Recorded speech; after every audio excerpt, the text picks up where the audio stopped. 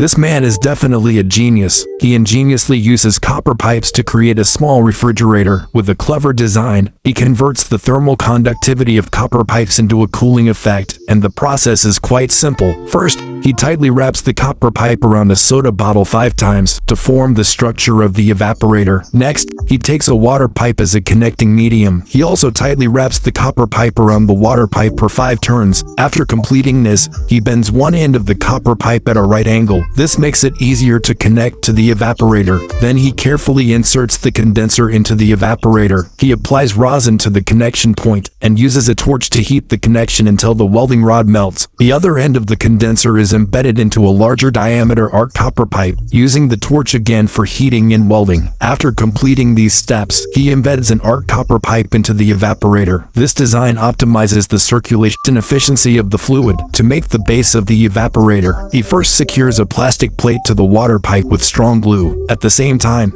he fixes the polished base to the side of the bottom plate with hot glue. Next, he secures a compressor base at a symmetrical position on the condenser and glues the compressor onto the base. Then he fits a hose onto both the evaporator and condenser and uses zip ties to secure them. He connects the hose to the compressor's intake, and the condenser's hose connects to the compressor's outlet. Next, he secures a water pipe at a symmetrical position on the evaporator as a base and takes out a motor to install the blades to ensure effective heat dissipation later on. Then he applies glue to the base and firmly secures it to the base. After completing these steps, he can weld the power wires for the motor and compressor separately. Finally, he injects Freon into the copper pipes. Thus, a proposed refrigerator is complete. So what do you think of his creativity? On a scale of 10, how much would you rate him?